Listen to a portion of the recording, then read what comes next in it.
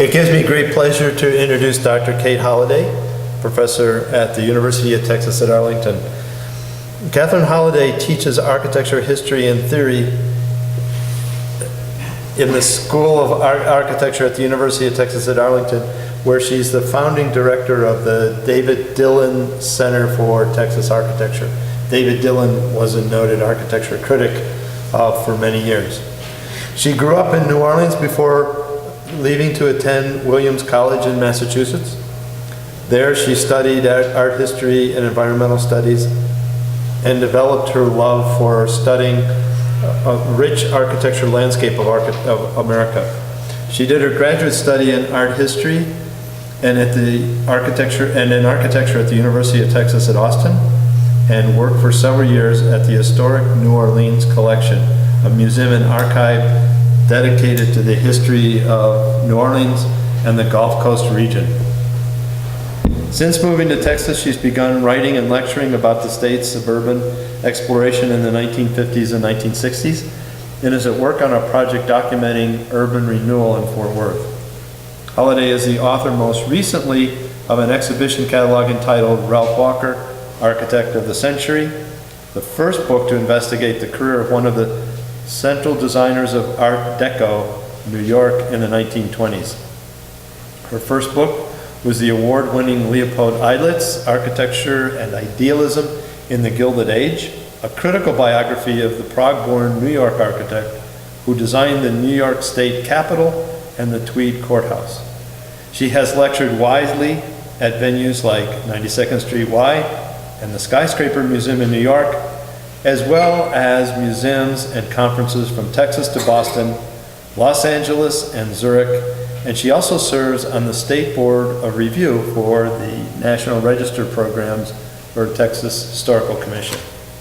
She's at work on two future projects, a book on the development of the telephone building in cities across the United States from New York to San Francisco, and a full-scale investigation of the evolution of Ralph Walker's firm from its roots in the eclectic practice of Cyrus Eilitz in the 1870s to the evolution into the international corporate firm HLW International 100 years later. Please join me in welcoming Catherine Holliday.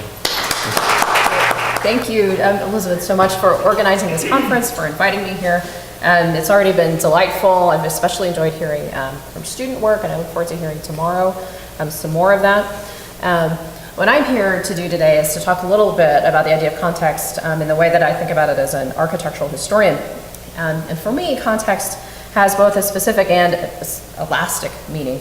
On the one hand, it suggests a kind of physical context that can be measured and recorded, but on the other, it also suggests the need to peel back layers to rediscover the place and time where a building actually came into being. In the realm of preservation, I am particularly struck over and over again by just how hard it is to peel back those layers and to set aside our own contemporary vision to look back at a building at the moment that it came into the world.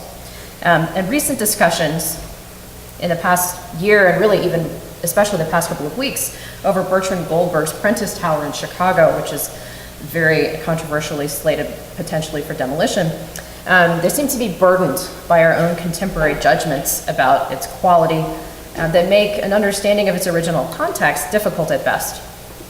And when Chicago Tribune columnist John Cass wrote this past August that, and this is a quote, "The Goldberg architecture isn't particularly compelling, it's sad, like go-go boots or leisure suits of another age," he's not thinking really about the building at all. He's thinking about it completely out of context, like an object plucked out of a dusty closet and associated with one's childhood.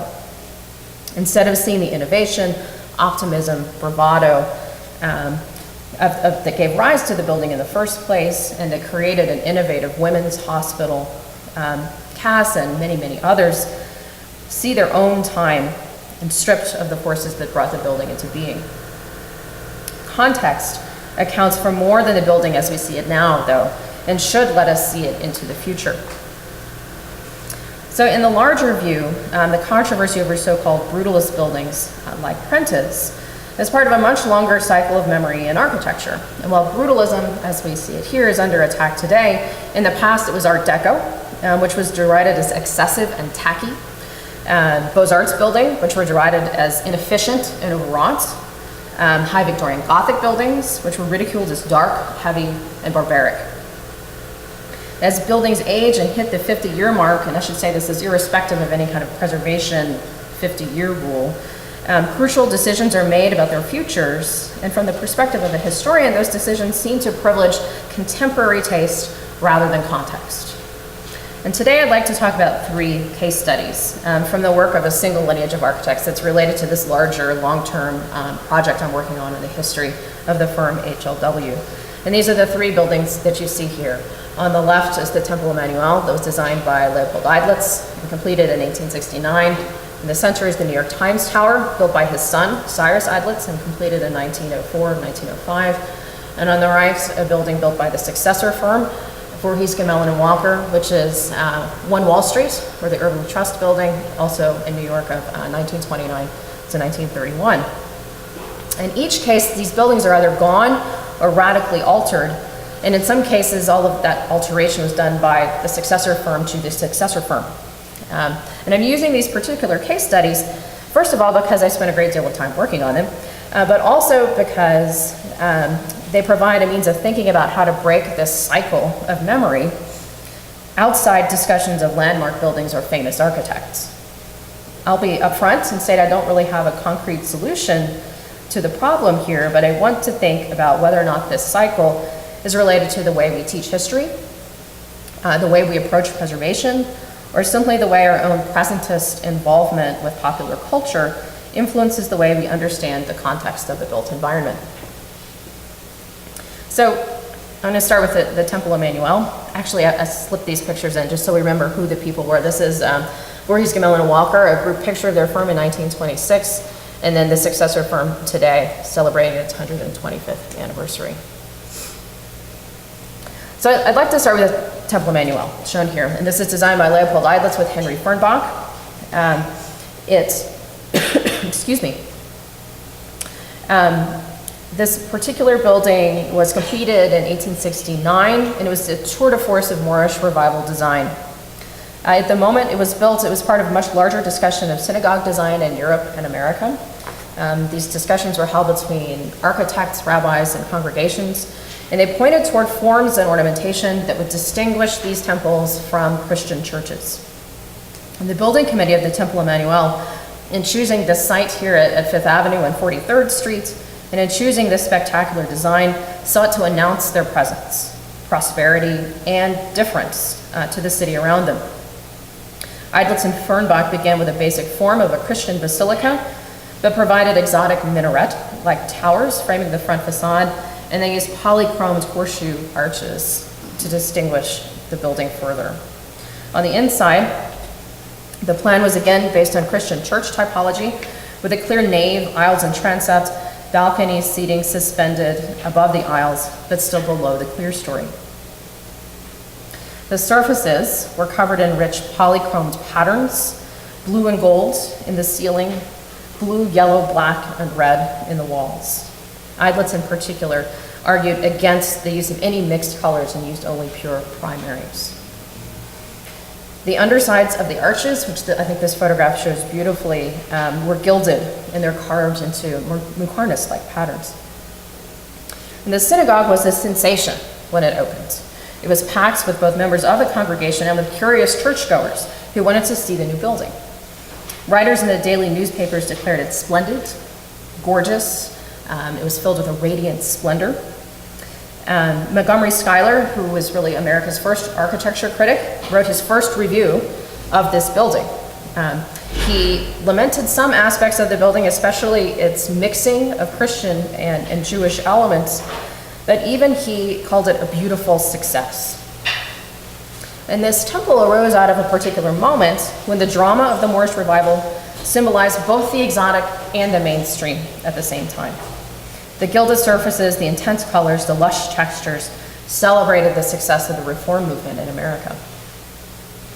By the early 1920s, though, when the building was about 50 years old, the congregation grew dissatisfied, There were complaints about acoustics. There were complaints about the location, which was increasingly hemmed in by commercial buildings because it was quite close at this point to Grand Central Station.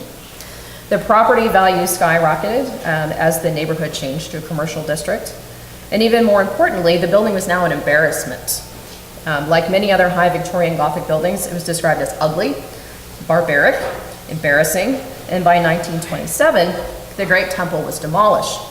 Its parts disassembled and distributed to members of the congregation who took these parts to their estates on Long Island for decoration. And this is one of the really great losses in New York architecture. So the new building by Robert Cohn is far more discreet. Ornament is still present, but it's subdued. Emphasis is on white stone more than on polychrome of the arched frames around the windows. And it fits beautifully into the dignified surroundings of Fifth Avenue and 65th Street, across from Central Park, surrounded by the refined apartments and mansions of the Upper East Side. And if this were the only example I showed today, I think we could really talk about real estate value more than other issues, and we can really understand that not every building can be saved. But I want to continue, again, with work of successor firm, which is done at the turn of the century. And this is the headquarters of the New York Times, which is designed by Cyrus Eidlitz. And this is this wedge-shaped building that you see there on the right-hand side of the screen. The building is finished in 1904, and the new Times Tower was intended to create a modern identity for the newspaper, pulling it out of its old neighborhood on Newspaper Row, where all of the New York newspapers very closely clustered together near City Hall, where they could get the news easily. And they were going to move uptown to a separate location and pull apart, create a distinct corporate identity. The land that they chose was this very small wedge at Broadway and 42nd Street, which today, of course, we know as Times Square, in honor of the New York Times. And what most people don't realize is that this 1904 tower is in fact exactly the same building that still exists in Times Square today that is beneath all of these LED signs. Well, it's not exactly the same building, but it's the same building. So the Times, under the leadership of their owner and their publisher, Adolph Ochs, accomplished three things with the new building. First, they took advantage of the new IRT subway that was being completed with a stop at Broadway and 42nd. And these images I'm showing you are actually from a special supplement to the New York Times that was issued celebrating the new building. Beautiful supplement. And it shows Times Square as the center of all transit in New York. All buses, all subways, all commuter rail, all converge on Times Square and the new Times building. It's the center of the entire universe, and a similar kind of map that you see over here on the left, also from that supplement. This gave the New York Times a competitive advantage over all of the other newspapers, because what they could do is allow their newsboys to take the newspapers hot off the presses in the basement of the building, hop directly onto the subway, which was also in the basement of the building, and they could go out into the city and start selling their newspapers before anyone else even reached those neighborhoods. This is a major technological innovation. To have this subway stop, which curved through the basement of the building, printing presses below street level as well. And what Eidlitz and the engineers for this project did was actually integrate the subway tracks curving under the street, the printing presses, and a very complex engineering problem to unite infrastructure with the tower above. There was a separate foundation structure for the sub-basement, which was buried in sand, which would dampen the vibrations both of the subway and the printing presses themselves. A cantilevered I-beam extended 30 feet over the tunnel for the subway's roof. Beneath the tunnel, the foundations went all the way down to bedrock. So the presses and dynamos were located all the way down in the second sub-basement, along with a series of pulleys and lifts, and this is what allowed an automated process of creating these newspapers. The paper rolls could go from the first sub-basement down and then back up again, and the city delivery room and the mailing room formed the transitional point between the two levels. And the Times scooped the competition every time. So the second kind of major contribution that this building made was in creating a new public identity for the Times.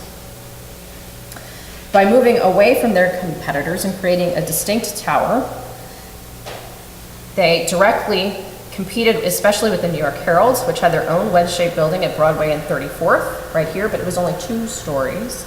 And as you look up Broadway, you can see the Times Tower, much bigger and much more prominent in the city landscape. Ox wanted a tower, not just a little pavilion like the Herald had. And Eidlitz labored over to how to make this wedge-shaped building that was distinct from the Flatiron building, which you see here on the right, which had just been completed. So Ox didn't want something that looked just like this. And so one of his preparatory drawings, which you see on the left, Eidlitz settled on the extension of a vertical tower up above the wedge at the base. But he struggled with its proportions and its details. Well, he first proposed a French Gothic chateau up on the top here, which is well in keeping with Beaux-Arts academic practice. Ox actually wanted a design based on Giotto's Campanile in Florence. This is because he had seen this Campanile, loved it quite a bit, and therefore he wanted his building to look like it. So we have Eidlitz's proposed beginning here, which he had to modify to this squared off tower, and which ultimately does somewhat resemble Giotto's Campanile in Florence. Eidlitz was vexed by this change, as the sight lines on the square tower were far more awkward than his chateau, but he followed the client's lead. Heavy terracotta subdivided the building visually into units that corresponded to shifts in function in the tower. The first floors 2 through 11, so 10 floors at the base of the building, were actually rental property. And there's a clear division right here, and above that line, the newspaper offices begin. Above this line right here, underneath this arch, this was the publisher's office. In the area right here was a library and auditorium, which were communal spaces for newspaper employees. And in this part of the building right here, and this was the area in which the composing room, where the newspaper was actually physically produced before going down to the printers in the basement, where that was happening. So there are these very clear uses of ornament on the exterior to demarcate what's happening on the inside. Eidlitz was extremely well known for his innovative procedures that he brought to terracotta production, especially for the depth and heaviness of the terracotta that he produced.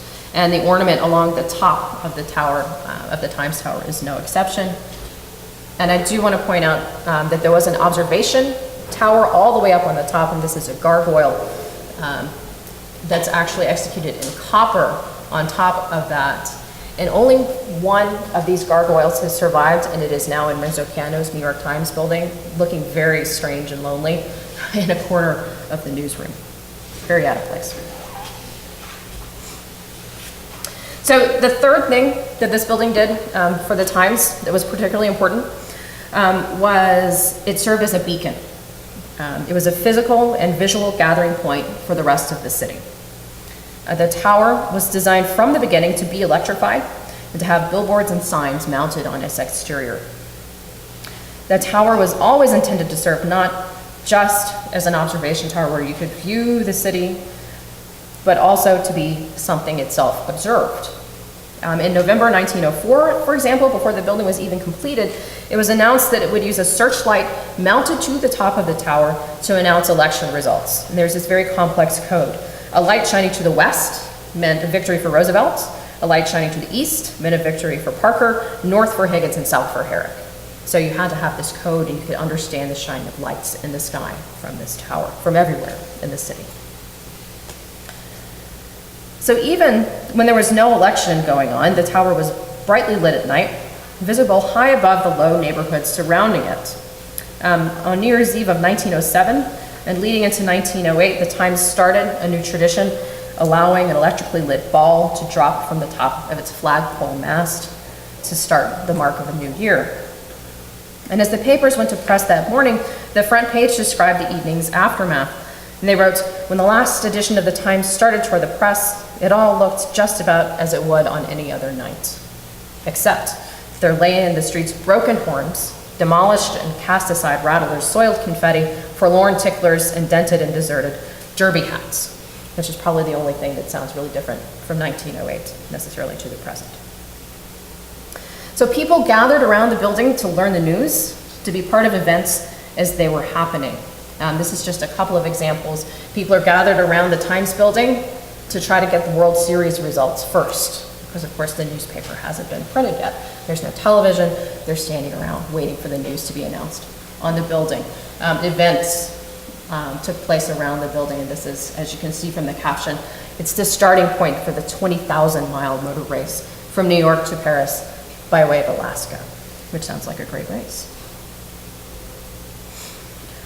Though the Times needed more space within 5 years of this building opening, it has a very awkward and small footprint. And they built another building just a block away to handle the larger printing presses and the increased staff. The Times Tower still stayed the public media center for the city. But by the 1950s, the Times sold the tower, needing the money more than the icon. And Allied Chemical bought the tower and intended to use it both as an office space and as a public museum, demonstrating the modern benefits of chemistry and plastics. They hired Voorhees, Walker, Foley, and Smith, which was the successor firm to Cyrus Eidlitz's firm, to refurbish the 50-year-old building. So in 1956, the Times Tower was de-skinned, so you're seeing the removal of all of that terracotta from the steel frame beneath it, and it was reskinned with a fresh, clean, modern, and more efficient look. Allied Chemical's ambitions were to use this location in Times Square as a piece of their advertising campaign, and there's a 1-minute video that makes this very clear, that's, I think, useful for thinking about why they wanted to change the building.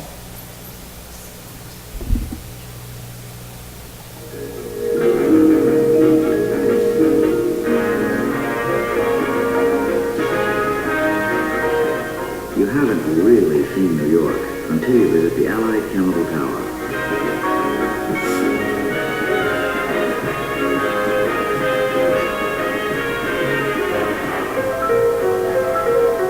See the biggest free show on Broadway at the Allied Chemical Tower. 3 floors of free exhibits now open.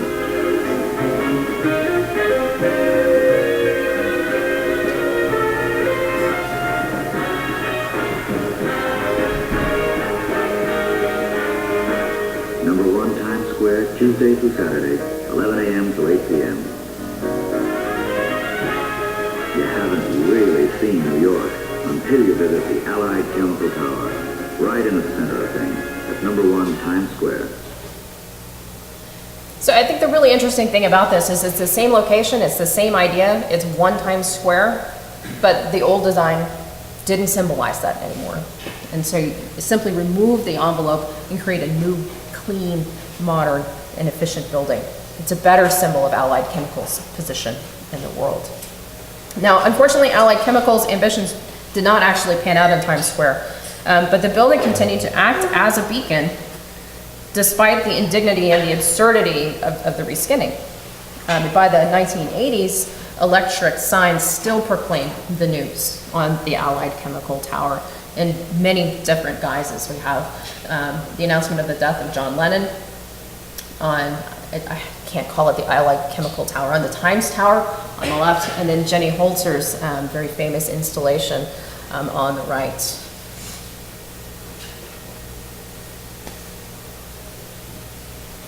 So when I see this photograph of this comparison to the 2 towers, which was created by Voorhees, Walker, Foley, and Smith as an argument for the design on the right, this looks almost absurd, but it's a clear demonstration of this second cycle of memory at work, this time with the Beaux-Arts falling to the modern, and the work of the firm's founder falling to the work of its post-war partners in search of the new.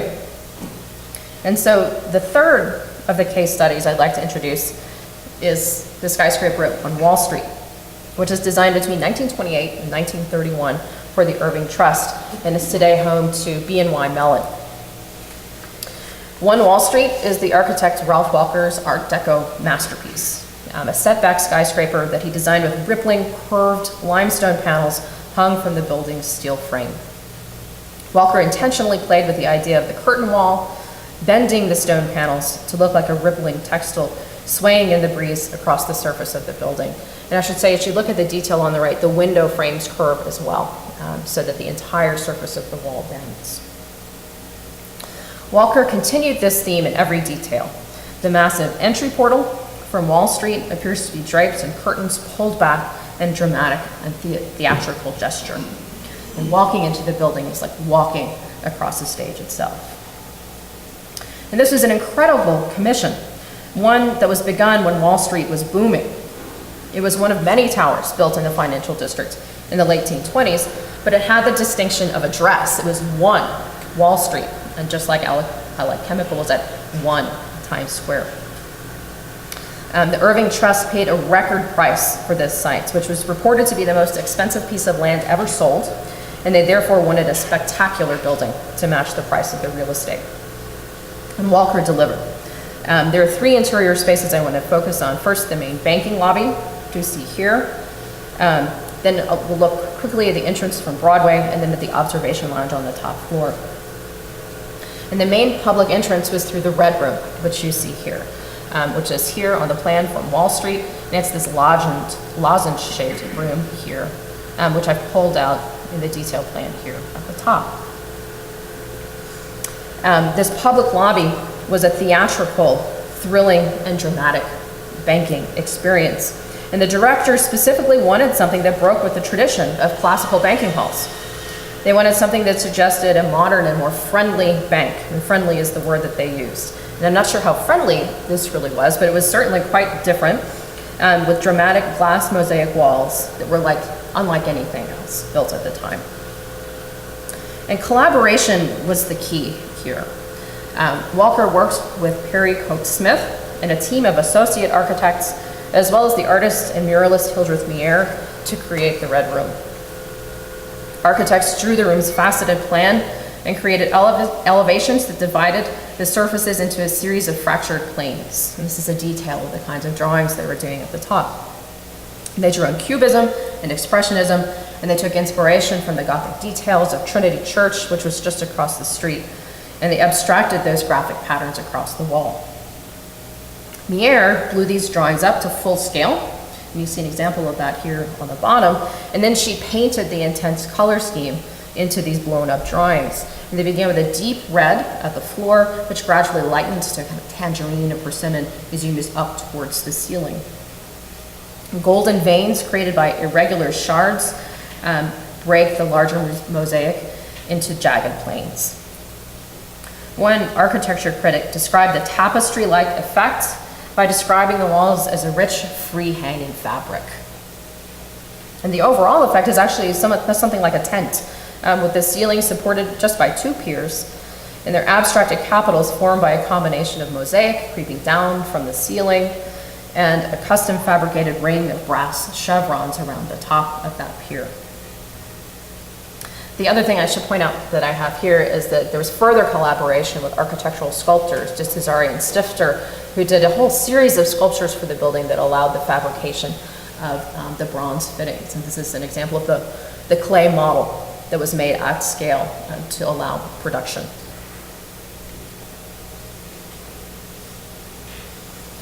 We're looking here at the tenants hallway, which allowed employees and tenants of the building to enter, and this was the entrance from Broadway.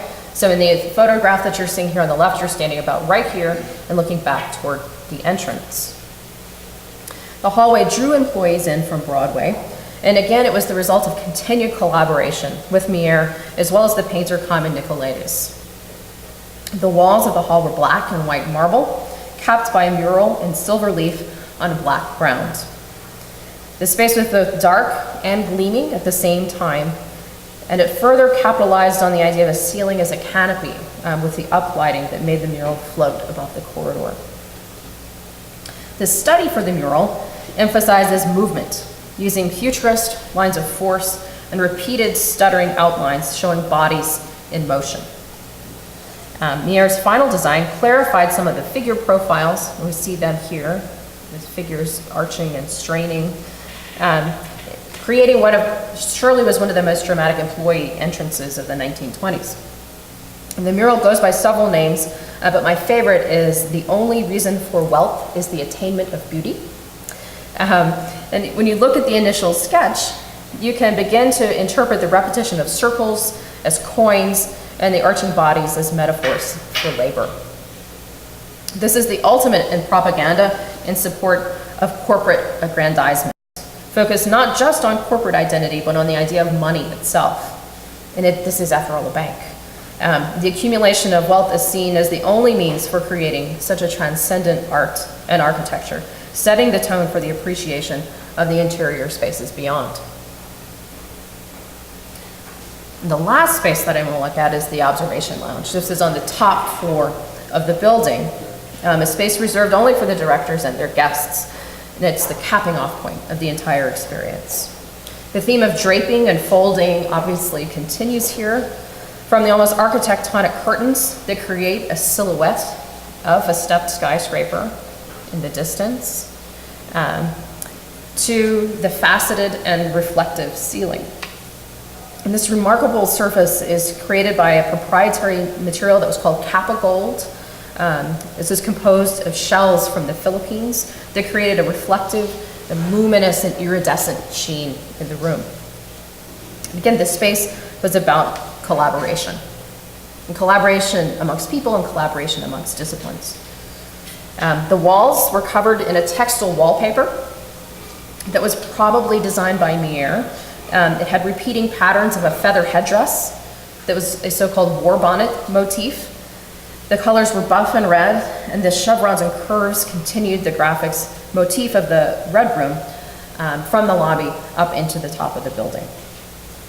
Every fitting and accessory in the room was custom fabricated. In an industrial machine age arts and crafts sensibility, Walker's team designed the fireplace screen, the clock, the doorknobs, the andirons, the ashtrays, everything for the room. And it's a study in contrast between the gleaming metal surfaces and the almost foliate patterns on the walls. Just to re-emphasize this collaboration, the designers, again, worked with sculptors to translate their drawings into full-scale sculptural mock-ups, which then went to fabricators, as with this torchiere. And I think my favorite photograph from the entire portfolio of photographs done for this building is the one on the right, which creates an incredible sense of drama. So the bank was completed in 1931, which was of course just as the depths of the Great Depression really settled in. And a building designed in 1928 at the height of the 1920s financial boom really did not have the same context a mere 3 years later. And the bank struggled to manage the opulence of the building with the realities of the city and the economy. Louis Mumford, the great architecture critic, was ambivalent about the design, and he called it mere swank and unconvincing swank at that. The bank's directors conducted surveys of customers to try to get a sense of what they were thinking, because they couldn't quite figure out what to make of their own building. And the reaction to the Red Room was really actually generally positive, though a few people seemed confused and a couple found it ostentatious. And you can probably guess what's coming, given the theme that we've established here. In 1965, the Irving Trust needed more space, and it decided to expand.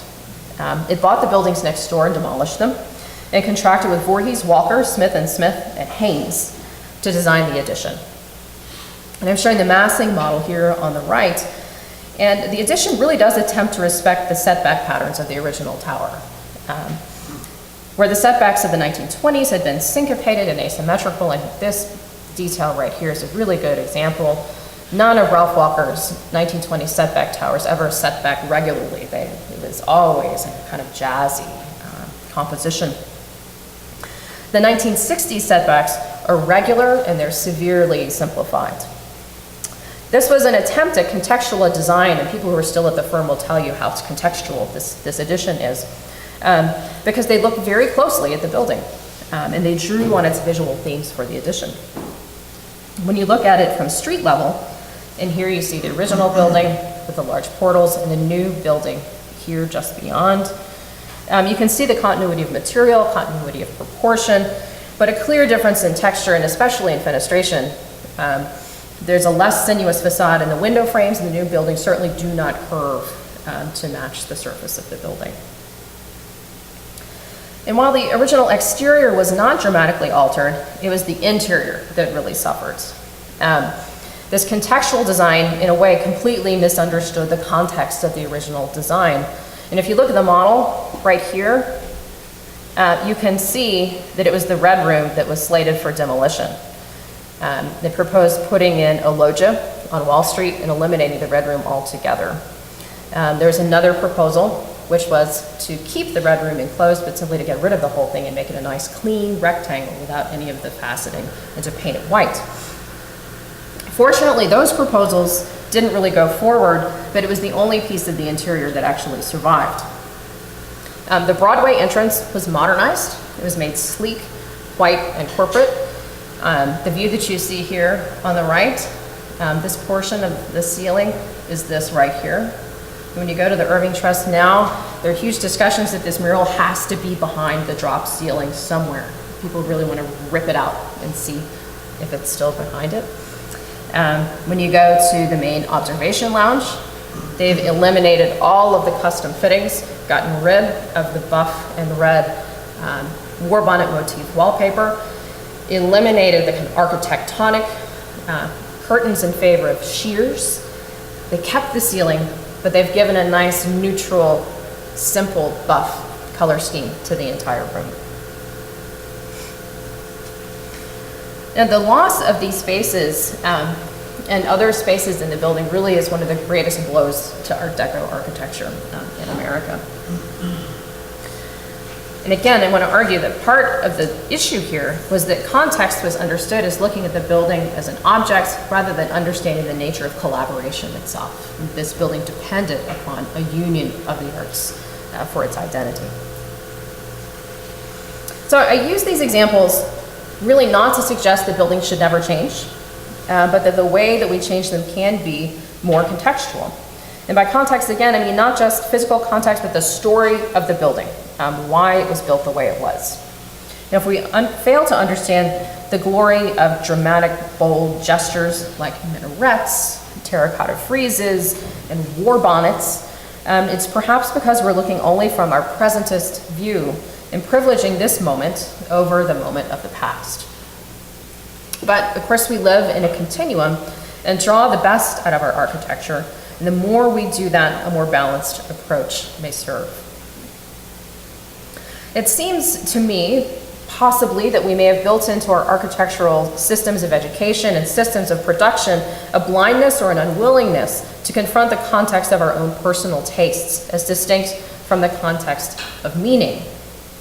That may sound a little abstract, but I wonder if architectural education itself is at least partly to blame for this 50-year blind spot that seems to repeat over and over again, cycle after cycle. And this is really an open question, but I think that's worthwhile considering. And if we don't, it seems that we will simply find ourselves in the midst of another cycle about 10 years from now, which actually really is already beginning, where at the moment we're dealing with brutalist architecture like Paul Rudolph's Government Center in Orange County in New York. We're just about to have to deal with postmodernism, and the wonderful Piazza d'Italia is my favorite photograph of the Piazza d'Italia. And what do we do, especially considering our conversation last night, when Frank Gehry's dancing building turns 50, which is actually a lot sooner than we really think it is. So if architects can be trained to think of context as a building story, rather than just considering it as a singular formal object, I think there's perhaps hope to break this cycle, but perhaps simply having more open discussions of contexts as we are having today is really the best way to start. Thank you.